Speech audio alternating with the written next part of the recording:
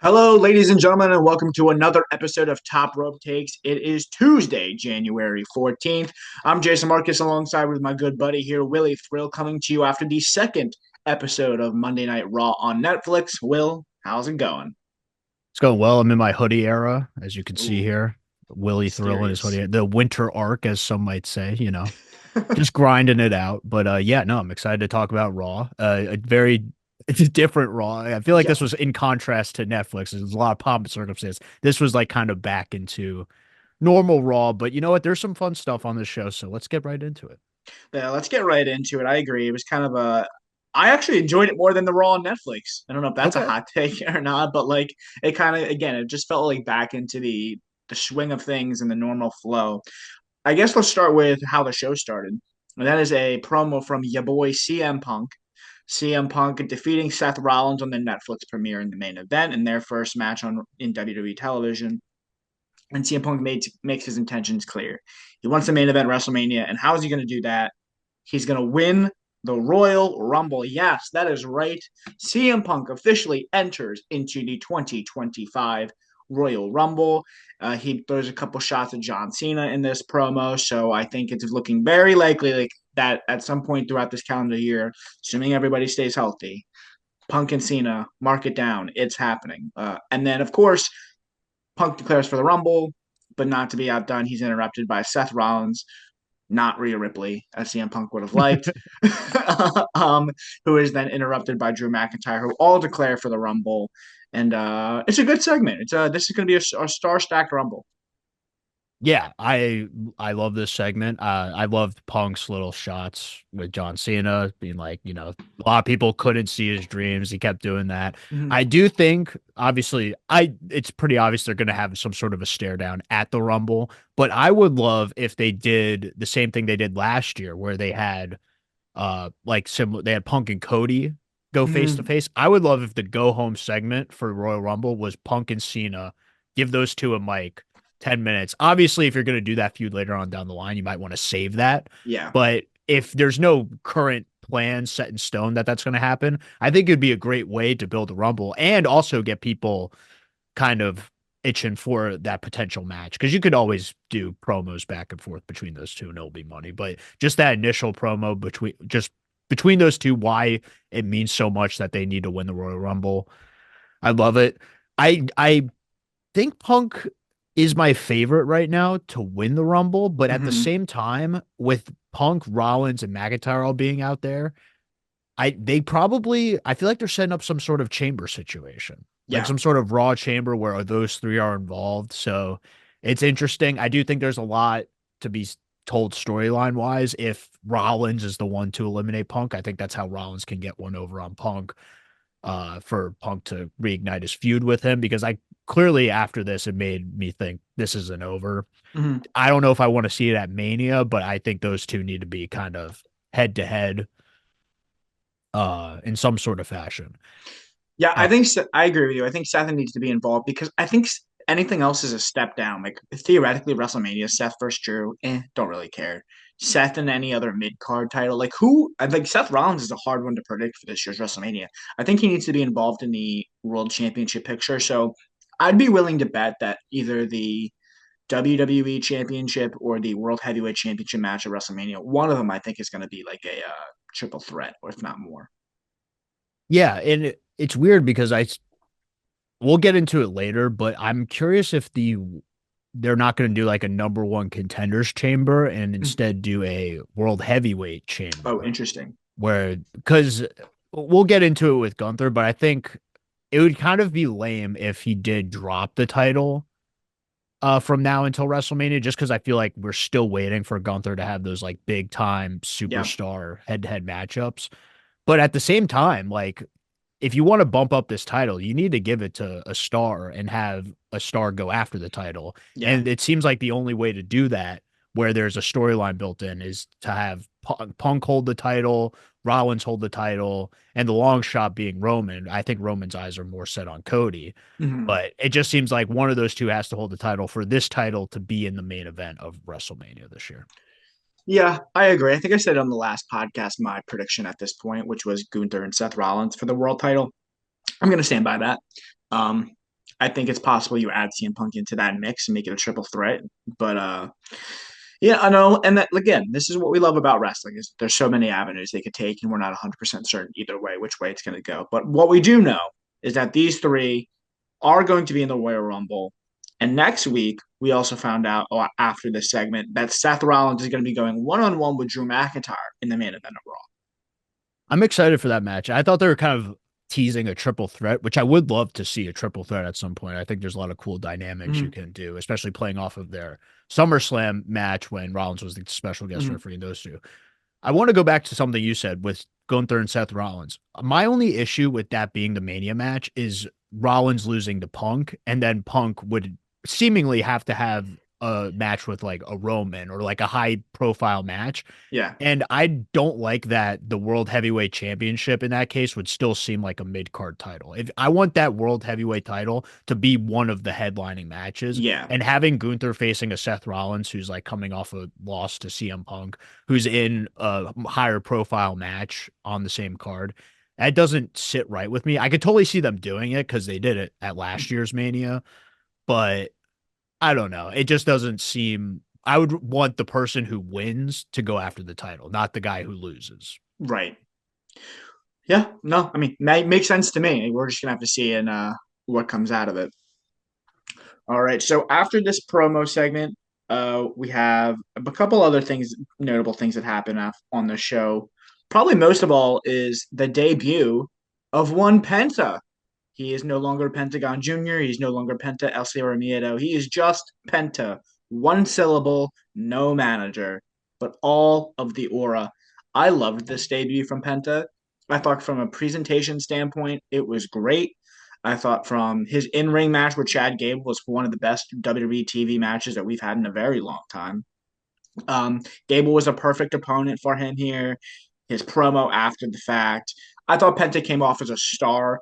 I do think that the WWE struggles to make international stars like, well, I guess maybe aside from like a Gunther, maybe someone else I'm thinking about, but I think he's going to be You just say more. luchadors. Yeah, okay, luchadors. I think they have a real issue like marketing luchadors without like them just immediately falling into the mid card. But man, did he look cool. So we'll see how they book him in the future. But I was very high on Penta's debut. Right. And that's good to hear because I remember a few weeks ago you were saying Penta sucks. Penta has no charisma. Penta can't hang with the main eventers. You That said all doesn't that sound stuff. like And me. we'll That all doesn't bring, sound yeah, like me. we can bring it up. But that, you didn't want him going head to head with Cena. We all remember this. I So still don't want to mess with Cena.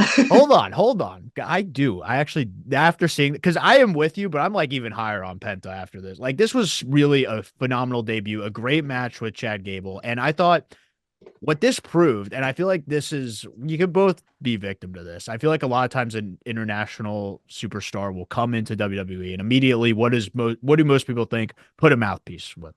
But you could keep Alex Abrahantes at QVC because we're hanging out with you because Penta can hang on the mic and he seems so awesome and so badass when he's just speaking in his foreign language. And Netflix on, if you go back and watch the Netflix uh recording, not Yeah, the live show, but the recording, they did translate it. So if anyone's watching the next day, you can see the translation for it. But I just think with his family in the crowd, I got kind of emotional seeing his family in the crowd. It seemed from the get go when he came out that this was something that meant a lot to Penta, yeah, and I'm excited for Penta. And I know people are down, and I don't blame them because we've all fallen into this trap where we get excited about a luchador or a Mexican superstar coming to WWE, and WWE treats them like Rey Mysterio light, yeah, and they kind of flounder in the next few weeks. The difference is that Penta's just not that type of luchador. You cannot book him like a Rey Mysterio light because he will refuse to do Rey Mysterio light stuff. yeah. I do think a way to distinguish him from Rey Mysterio is actually, believe it or not, for him to have a program with With Rey Rey Mysterio Mysterio. and have that be the WrestleMania match. I think one, it would like be the sleeper match of the night for the whole card. Like Yes. they could really blow the roof off the place. But Michael Cole said something on commentary where he was like, "We acknowledge that Rey Mysterio is the best luchador of all time, greatest luchador in the world, but Penta's a pretty close second." Yeah. And that I liked him doing that one because I think that's a credible thing to say. I think him being like this is the greatest luchador of all time can be a bit hyperbolic right off the jump. But a way for Penta to then surpass Ray, especially as Ray's winding down, is for him to overcome Ray. And then you could start moving him into more of those styles clash matchups that we want to see from Penta, like we saw in his debut against Chad Gable. I thought them two mashing out that amateur wrestling versus the lucha Hmm. libre style was awesome in this match. And I hope we get to see another match between these two. I think we will. Um, but I could even see Penta. I would love to see Penta be the one to knock off Shinsuke if they do some sort of Oh, brand interesting. swap. But him getting the U.S. title, I think, could be pretty cool for Penta. I know people would want to see him in the main event scene. I think he would thrive in a main event scene, but he's here for a little bit of time. I don't mind them building him up in the mid card, just making him an Yeah. absolute killer, and then making people want to see those big time matchups. 6, 8 months down the line. By the time we get to 2026, I could see him having those big time matchups. And I do hope. I know it's a long shot, but it would be cool to see Penta face a John Cena, if even if it's like a one off towards the end of the year. I think that would just be a cool visual. It would be a cool visual. I think for me though, like just knowing how many limited dates Cena has, like there's just so many other people I'd rather see Cena up against just from a nostalgia factor. Maybe if he can afford a one off on Raw, like sure, go for it. That would be cool. Do I don't really want a whole program though. As far as your take on him versus Ray. I do agree. I think that is the direction because I think Rey Mysterio even had a moment like either in like the post show or maybe it was like just like an in between segment or something where he talks about wanting Penta to be in WWE for a long time and feels like this is the right place for him. So I definitely see that coming. Also, not for nothing. Backlash this year's in Mexico, and the rest assured he's going to be on that card, and I would have had to guess in a pretty high profile spot. So I'm excited for that. Um, yeah, I think the world is his oyster, Will. He's got a lot of stuff he could do here.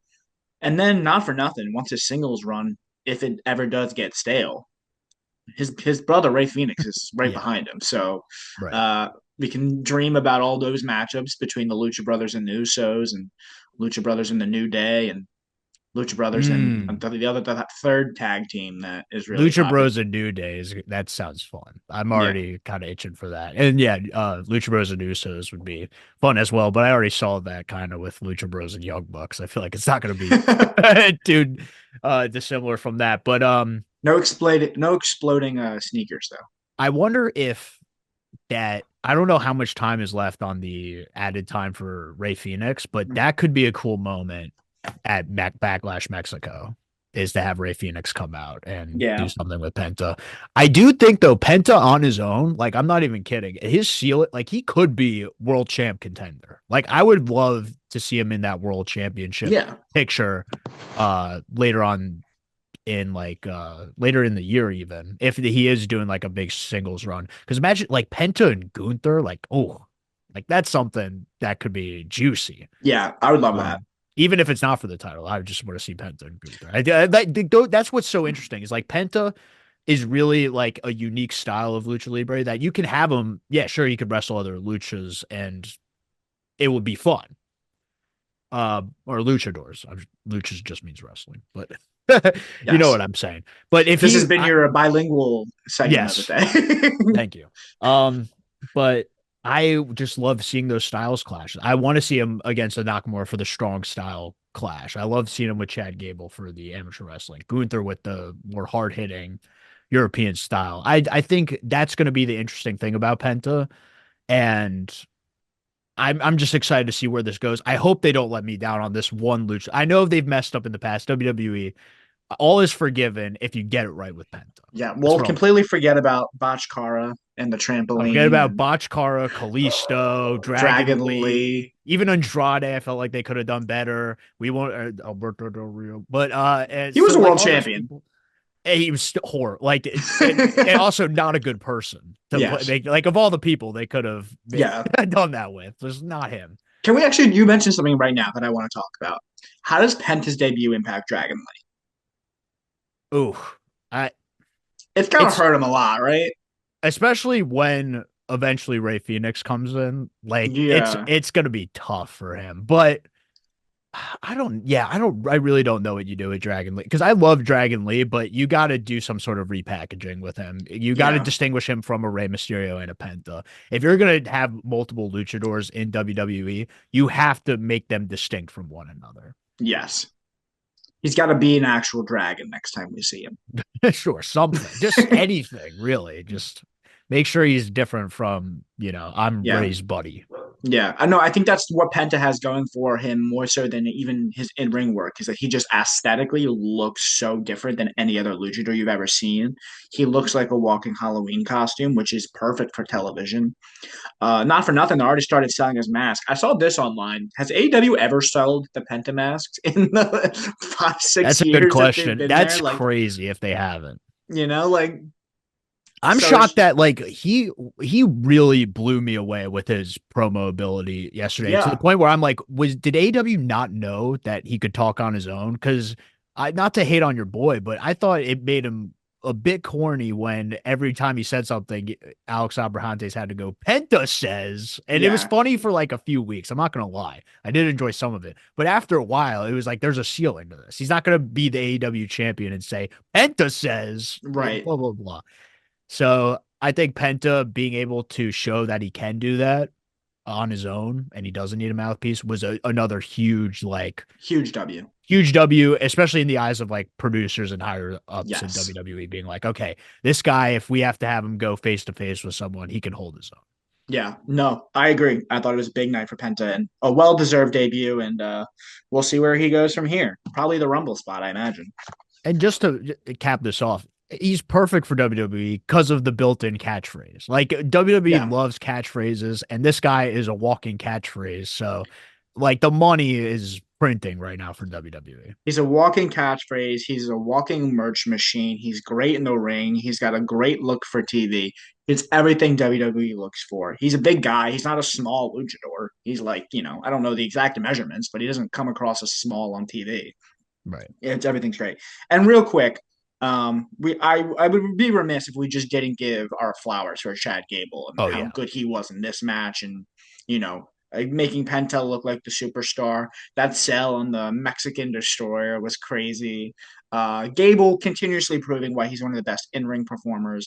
I'd love for him to get some more wins, but that's the business of pro wrestling. Not everybody can be on top. You need some people to, It's a be. shame because he is one of the best wrestlers that WWE has, but in a landscape now where there's so many superstars, it's so tough to for Chad Gable to like break out at this point, and he's almost too good. It's for his own good. Mm, Like he is someone who they just rely on because they know you could put him with a superstar and they're gonna have an awesome match with him. yeah. I think about his match with Gunther, Cody. Mm, Like he could just really put on a show with anyone. And so the issue with that, it's like the Dolph Ziggler effect when mm, like Dolph Ziggler was so good that they would just put anyone with him yeah. just to try to get the other superstar over. But then at that point, Dolph Ziggler was treading water. But I do hope at some point, if Chad Gable sticks with it, he will have his breakout moment. I know there's people at WWE that see him as good of a wrestler as he is. So maybe he'll have that moment where people are just clamoring for him to win a major title and he'll finally do it. But I I just don't think see it in the next, it won't happen anytime soon. so. Here's Can I give a top rope take? Sure. Alrighty, top rope take 2025. You had mentioned that you think you would like to see Pentagon Jr. take on Shinsuke Nakamura. I already think the Shinsuke stuff is dead. I would like to see Chad Gable with the United States Championship. The story writes itself. He deserves that moment. Put it and have the Creed brothers win the tag titles because after WrestleMania, there's going to be another roster switch. Put them on SmackDown again. I think that story writes itself. 100%. I don't like the thing about the Shinsuke thing is that it's tough because like I feel like he needs a good opponent to go up Mm-hmm. against, and he's really just only faced LA Knight again.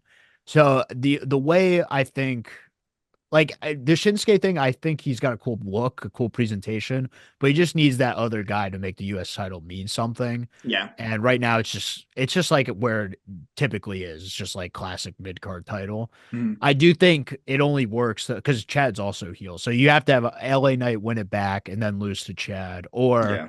have another. My pitch was Trick Williams because then you could Ooh. have him and Carmelo go after the title. But then if you want Chad to be the U.S. champ, then you'd Yeah. have to take it off him pretty quickly, which I don't think is the case. If we get Trick with the U.S. title, I'd want him to hold on to it for quite some time. Yeah. I don't think Shrek needs a title. I think he's going to be so over right away. But how can you have an American made gimmick and then at not some point be the United States champion? Yeah, I think if the timing is right, 100% give him the title. But all right, so that was Penta's debut. Great stuff from Chad Gable. Hopefully, there's more great stuff for both of those guys in the future. After this, we have a segment backstage with the Judgment Day where Oh, Dominic Mysterio gives flowers to Liv Morgan, who's not mad, Will. Okay, let's he's make that clear. not. Not mad I'm at not Dom. mad. I'm not mad. I'm singing it, so I'm not. She is not mad that Dominic Mysterio tried to hug Rhea Ripley. Not at all. Um, she tells Dom to basically, get Raquel's bags and stuff like that. And clearly there's some tension there. Um, and then later in the night, we have the Damian Priest Finn Balor stuff that we'll get to where that plays into it. Yeah, I'm Following over. this, Hold on. Before this, I'm over Judgment. Like, yeah, I really hope after this Damian Priest thing, they could just find something, go somewhere else. When Liv was doing the I'm not mad stuff and mm, then being abusive to Dom, it almost made me think they're like slowly making Dom a face, which I think is I said that. interesting. You know, You were thinking that, but I don't know, man.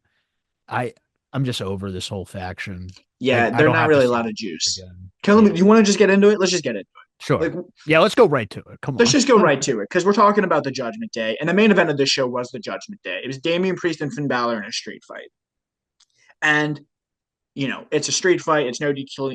DQ. Of course, the Judgment Day is going to interfere. Damian Priest has the War Raiders on his side to kind of even the odds here. It's a fun match. I enjoyed watching it. In the end, Damian Priest, Big South of Heaven, picks up the win. This is what the third straight time that they've wrestled, and the third straight time Damian Priest has beaten Finn Balor. A second. They've only had two, which is insane, by the way, that they've It only feels had way more two. than two. They had a And pay per view match. two singles matches, and then they had the triple threat. So if you want to count Okay. that. All right. Okay. Well, it feels like a hell of a lot. I feel like I've seen this match a million times already since this story has been going on since literally August, and it Right. is now And that's the why, middle of is because it's January. just like if it's August to January, it feels like they've had 100 matches. They might as well have. And Yeah. they've really only had two. That shows you that like no one's really interested in seeing Mm. this ever again. And it just this outcome more than so than any other one feels so quizzical to me. Like this felt like the no brainer with a street fight stipulation for Finn to finally get a lick back over Damian Priest. I don't think it was shenanigans. It was going to hurt Damian Priest that much. I don't think a win helps Damian Priest that much. I think he's in the same spot if he than he was, whatever a week ago. Like this did nothing for either guy. But it kills the whole Judgment Day story because they literally can't win anything. And they're seemingly what seemed like they were telling the story of Liv Morgan trying to align with the winner of the Judgment Day and Finn Balor. But Finn Balor's not even winning. So why is she leaving Dom for Finn? Like, what is her direction? It blew everything up. It made no sense to me. And for as much as I do enjoy Damian Priest, like he is so clearly like at the bottom of all the like the main eventer totem poles. Like you're just he's not getting as big of reactions. He's not the best wrestler. He's not the most charismatic.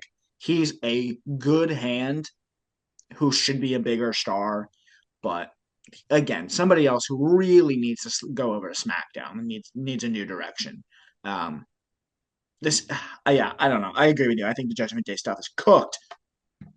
Yeah, and I think even though we see Damian Priest is not that big of like a deal. I think WWE still wants to protect him like he is a main eventer because he was, I mean, it was 6 months ago where he was the world heavyweight champion. I think they Yeah. still want to treat him like that in case they need like a contender that's Hmm. somewhat believable.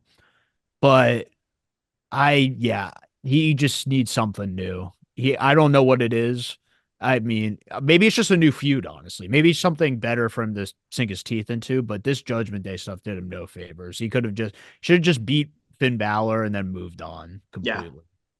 Yeah. I agree. This did nothing for him. Unfortunately, I think that the most over Damian Priest was when he was working with Bad Bunny. So can you say Backlash Mexico? Maybe I don't know. Who knows? We're fantasy booking this show. Yeah. It's gonna be great. Okay. So that was our main event. The Raw closes with Damian Priest beating Finn Balor. Let's talk about some other big highlights from the night. We saw the women have a segment where Nia Jax appeared on Raw, teasing a transfer portal move where so maybe she's going to be on Raw full time. That's not official. I think maybe they're just kind of setting up for the Royal Rumble because Bailey was there as well. They interact with Rhea Ripley. Bailey is going to be taking on Tiffany Stratton for the women's world title this coming SmackDown, I believe. A lot going on here for the women, but I don't think the winner of the women's Royal Rumble has been on TV yet recently, anyway.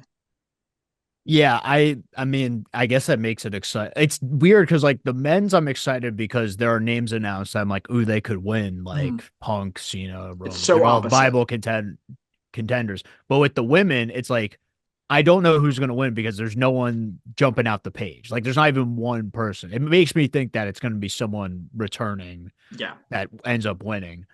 But it was weird. This segment was weird to me just because, well, one, I did love Nia's performance. When Nia came out, it was a shock. I was Mm-hmm. expecting like maybe they sneak in a return here. Mm-hmm. But when Nia came out and the way she just interacts with the crowd, I think is great.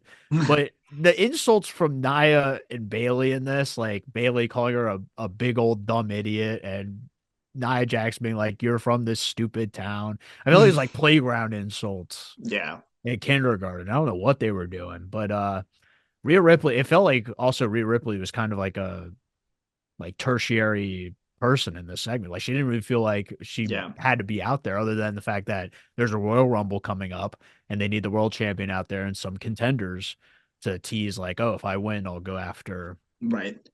maybe your belt. And it didn't make sense because like if Nia wins, like I fully expect her to go after Tiffany. Are we kidding Right. ourselves with this Rhea stuff. So I don't know what they were doing. Maybe it was only because they're in San Jose and they wanted to have Bailey have a segment with Yeah. Nia Jax. I thought they should just air the stuff that Bailey did with the crowd, chanting Michael Cole's an idiot, because I thought that was kind of funny. But yeah, no, it was kind of a nothing segment. Kind of weird that Nia Jax kind of had didn't really like continue her story with Tiffany Stratton. Like that should be a match for the Rumble, shouldn't it? Like why are we, teasing her in the Rumble? I don't know. That doesn't make sense to me. I would like to see them finish that up before they start teasing who she could go after. Do they have a full card yet for the Rumble? Is it just the two Rumble matches and Cody Kevin ladder war?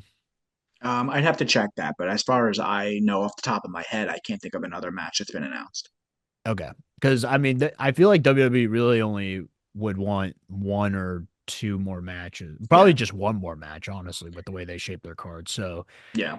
they don't necessarily have to have a women's title match, but yeah, you would think maybe You'd one think of Tiffany those. Nia deserves a Yeah. proper, angle, a proper match. Right. I don't know. But there is something here to talk about with the women on the show because Yes. we have the first ever women's intercontinental champion. We had the finals between Dakota Kai and Lyra Valkyria. Dakota Kai, correct me if I'm wrong, came out with new music for the first time, I believe, or maybe she's been having this her entire run. I don't know, but I noticed it for the first time, and I thought it was good. I think it tells me that they have a direction for her. She's fully babyface, and I have some plans for her. But it was not her night, Will, because Lyra Valkyria picked up the win clean. She is the first ever women's intercontinental champion. I think she was definitely a top two draft pick when you were looking at the tournament board here to win it all, and I think this is the right call. I'm happy for her, but I selfishly wanted Dakota Kai. Yeah, on it. If I'm being completely honest, I wouldn't even put her at. I mean, I would have put her at top two pick to win it, just like predictions wise. But if I were booking it, she wouldn't even be in like my top 4 or 5 Yes. candidates to win this belt. Nothing against her. I just don't think she's had that like thing that sticks other than the woo at the beginning of her Yeah. entrance. She's a bird. Let her fly. Yeah. So I mean, I'll give a compliment to the outfit. I think the fact that her gear matched the title was pretty Yes. cool, and I do love the way the title looks. I think it's a beautiful title. So, I am happy for her, but it just makes me feel, especially with her winning, that like this is gonna be a nothing belt if they Yeah. don't put it on like a big sorry. Like at least with Chelsea Green, there's like cool merch out there. She's, a bit over the top. Like she can really hold her Mm, own in a promo segment and build up some challengers in a really unique way. But Lyra just doesn't seems like the complete opposite to yeah. me. And I do think there is a way for it to work, just because I've seen the only time I've been semi interested in Lyra Valkyria is her stuff on NXT with Tatum Paxley. I Mhm. think those two have a cool dynamic. I don't think they're gonna call up Tatum Paxley, but you never know. I kind of want them to do some sort of spot in the Rumble together. I think Mhm. it'd be cool if like my idea is you have Chelsea and Piper in the ring, and you have Lyra in the ring, and she's getting beaten up 2-on-1. And the big surprise is Tatum Paxley's one of the entrants. She comes in to help Lyra and does her cute little, you know, I love you, Lyra, because she's like a fangirl for Lyra. I don't know the exact storyline, but I think they have a cool dynamic I did together. not watch any of this, so I'm taking your word for it. She has like this weird obsession with Lyra where Lyra's kind of like Oh. not she's like cool with Tatum, but like is kind of like, hey, kind of Mhm. relax a bit. Like Right. Tatum's a bit obsessed with her. So Yeah. I could see them Relatable. doing a cool spot together. It'd be cool for the NXT crowd. But that's just a small little pitch for something for Lyra to kind of get fans to attach to her. Because I know there's a lot of people online that are attached to Tatum Paxley. I think she could bring that to the main roster to Mhm. help Lyra Valkyria. I mean, Lyra Valkyrie definitely has her fans. One of my friends' girlfriends is a big Lyra fan, so she's connecting with some women out there for sure. But I do think in the grand scheme of things, this is probably the right call. Only because if she doesn't win the title, I think she flounders. I don't think she has enough. To this point, I have not seen enough personality from her to make me think that she can continue to be over without a title. So we'll see. She's got the ball. Let's see what she does with it. But it feels like almost like a floaty in that sense. Like, oh, A you almost need floaty, to learn how yes. to swim without the floaty first Mm. before, you could get that title. I don't know. It That's not how seems swimming like works, but just throw a baby in the water. They yeah. do that. All Like right, you know how when to swim now. Now you get your floaty. in safety swim, what they do is they take the baby and they throw it in the water and they are like figure it out. Obviously, they're there to save the baby if they just go straight to the I don't know ground. where you go, but that sounds like child abuse. No, it's how you learn how to swim. Like you throw the baby in the water and then, eventually it'll naturally do Yes. something to try to stay afloat. And you kind Mm. of learn that way. Where, like with Lyra, it just feels like, without using this swimming analogy, I was a lifeguard, so I think I know what I'm talking I'm a lifeguard. about. Uh, But come on. All right. So I just feel like if she doesn't win the title, then they look at her like, okay, we need to find something mhm. for them to connect with the crowd. She almost needs to earn it Yes. first, and then you give her the title so people want to see her win the title. Almost like This what they're just doing felt with like, Dakota Kai. well, sure. Like I think more people are into Dakota Kai than Lyra Valkyria, but I would have rather it be someone like Io Sky was right there. And Io Sky connects with the crowd. People like Io Sky. People would have been happy for her to win the Intercontinental Championship. But like with Lyra, it just seems like people are happy for her, but they weren't invested in her winning the title. They need to be invested in her first before giving her that title. I'll say this off that point about Io Sky because you make a good point. I'm actually really happy that they did it. Here, I'll tell you why.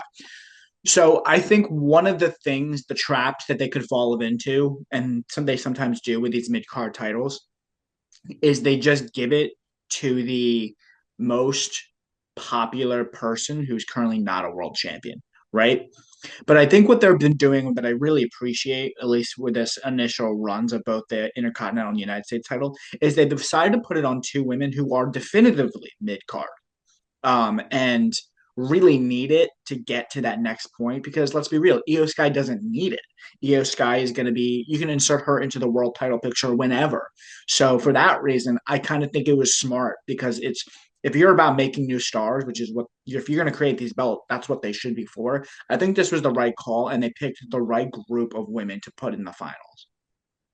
I think that is a good point. I do appreciate that, but the problem is that the women's mid card scene on Raw is so low mid card that like it almost brings the title down in that sense. Mm, Where with SmackDown, they did put it on a definitive mid carder, but a mid carder who's over with the crowd. Like yes. let's make it like Chelsea Green, like people have some sort of attachment to her. People react to her. And that's the thing. Like with Dakota Kai, as you said, she is a definitive mid carder, but she gets more of a reaction. She Yeah. elicits more of a reaction than Elira Valkyria. So I do hope that they do something to get people attached to her now that she does have this title. Maybe it could help her in that sense, but I'm just, at this point, I'm a little hesitant on getting behind this women's intercontinental championship right Yeah. now. Well, we'll see. It's also hard when your PLE is only at 5 matches and there's almost zero shot that she has a PLA match for a title anytime soon. Yeah. Alrighty, so that was that. What are some other things from the show? We had Sheamus and Ludwig Kaiser continue what seems like their never-ending feud, even though, again, like we said with Finn Balor and Damian Priest, I think it might only be their third matchup. Um, Sheamus got the win here, and an important note from this match is the Sheamus's win almost, I guess officially now at this point, makes him the number one contender for Braun Breaker's Intercontinental Championship. We got that announcement this Monday that Sheamus and Breaker will go one on one at Saturday night's main event for the IC title, which is sure to be a banger. Will.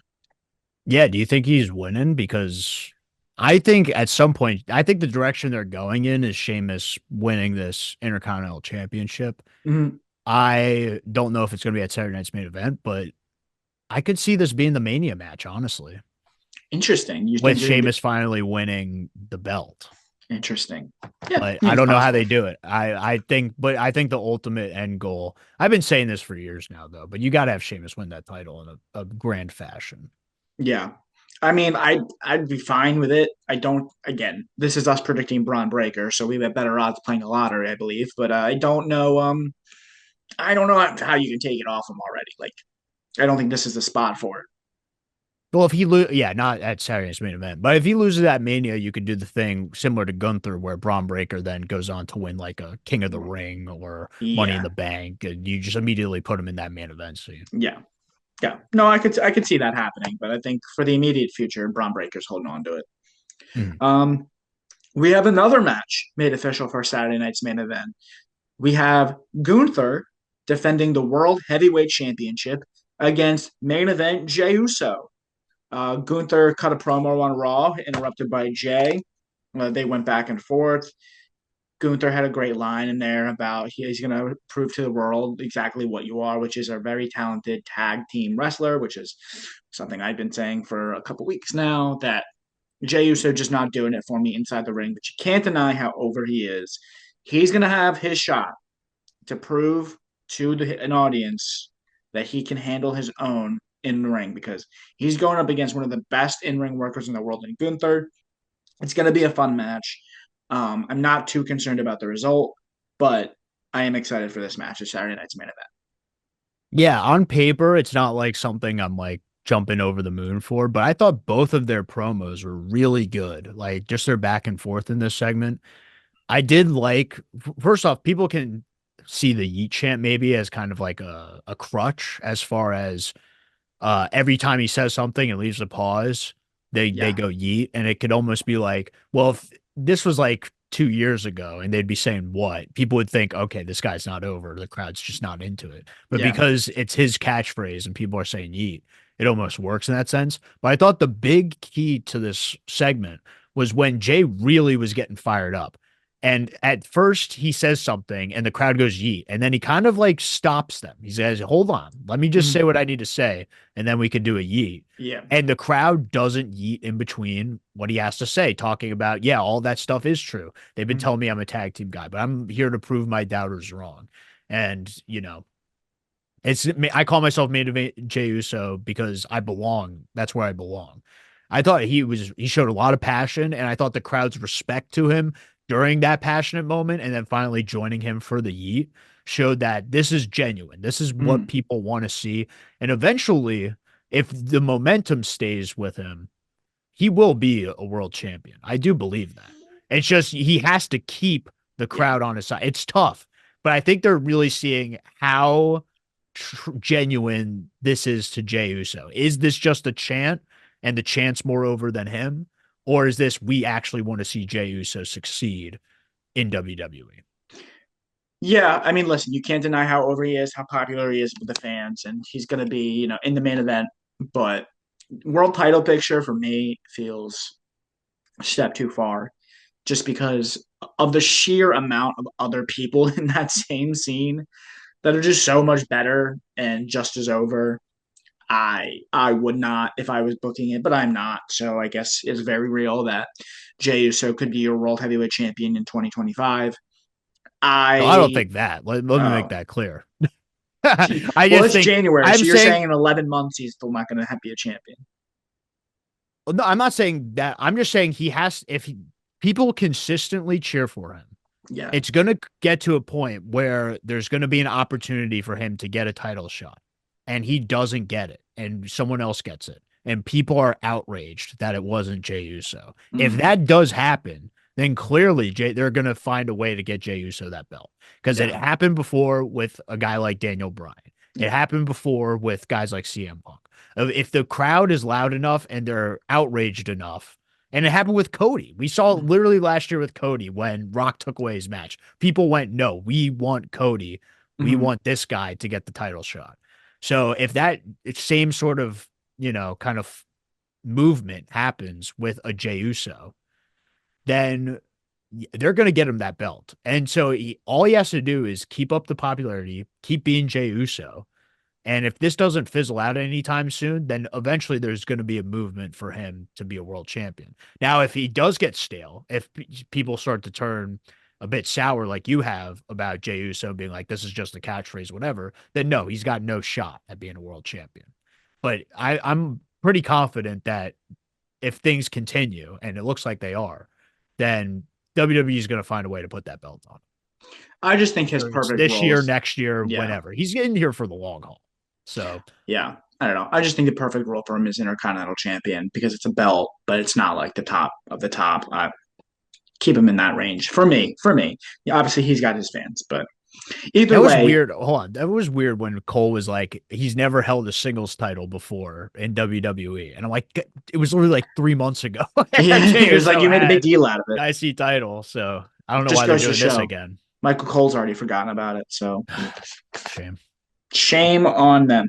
Well, either way, if you're a fan of Jey Uso, congratulations because he's got a World Heavyweight Championship match in a week from Saturday against the Ring General. Alrighty. I think that's pretty much everything from this show. There was a weird segment between Sami Zayn and The Miz. We officially saw that the Wyatt Six is on SmackDown. Not really too much to report. Oh, wait, I'm sorry, breaking news. Yeah, it was okay. Sami Zayn won a match with a Blue Thunder Bomb.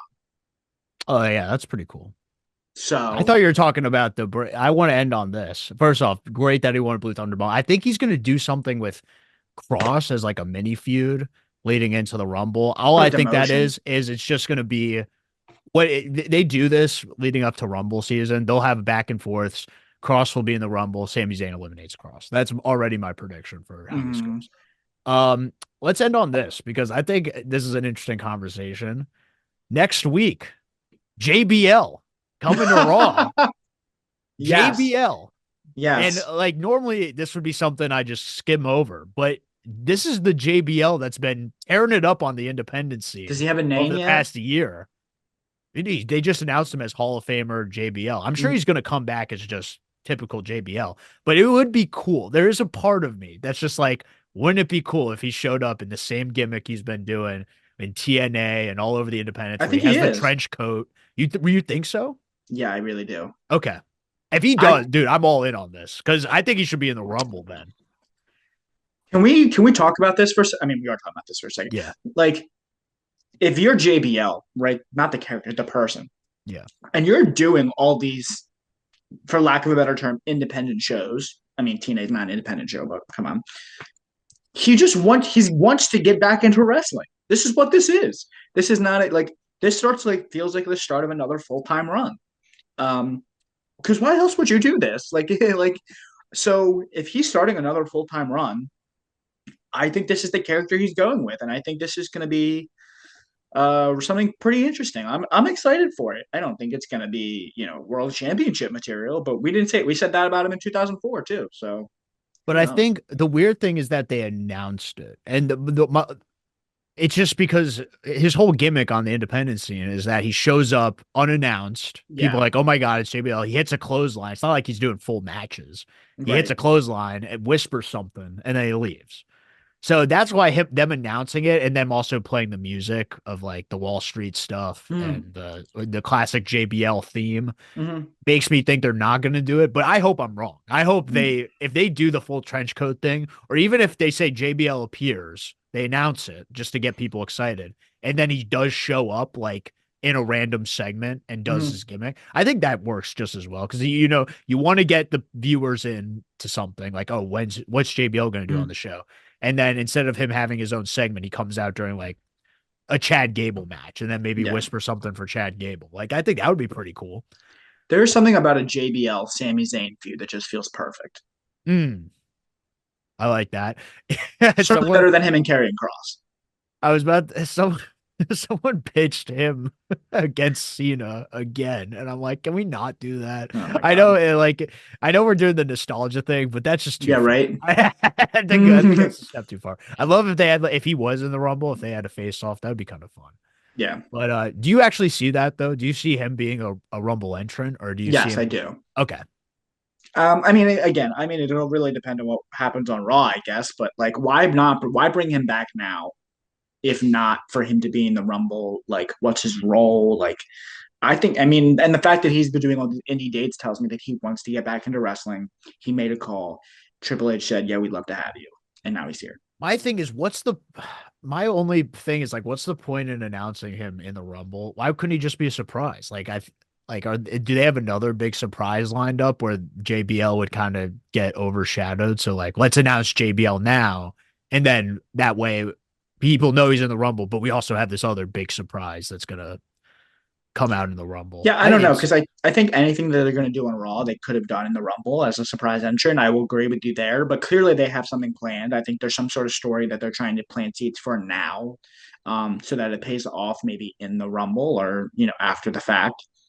I don't know, but I mean you've been following the independent scene obviously a lot closer than I have. Has there been any rhyme or reason for where he's shown up or who he's attacked? Has he given up cut a promo? Like, Well, it's weird because like he'll recruit certain guys on the independent scene, but then there hasn't been like this big moment where all of the guys he whispers in his ear are recruits. Like they've all formed like this faction, which has been interesting to me mm, because it would be insane if all of the guys he's whispering in his ear join him on this Raw show as like this new faction led by mm. JBL. But the issue with that is the main guy he's been helping out is Nick Nemeth. Oh, interesting. So I don't know what that means. Like, Nick Nemeth, aka Dolph Ziggler, for those who are not aware. right, like, does he bring in Dolph? Like, that's like a big like group. Like, I don't think that's the case. No. So I do think like I know we want a fantasy book this new version of JBL in WWE. I think it'd be cool, but I think just because of what the most of the audience know him as, I think he's just going to come out as JBL. And if he comes out as normal JBL and declares for the Rumble, then fine.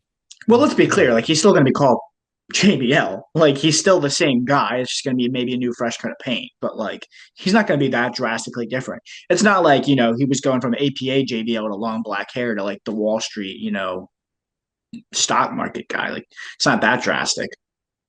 But dude, I think he's coming out in like the same music, the Mm-hmm. limousine. Like they're gonna have that's gonna be the tease, like the limousine pulls up.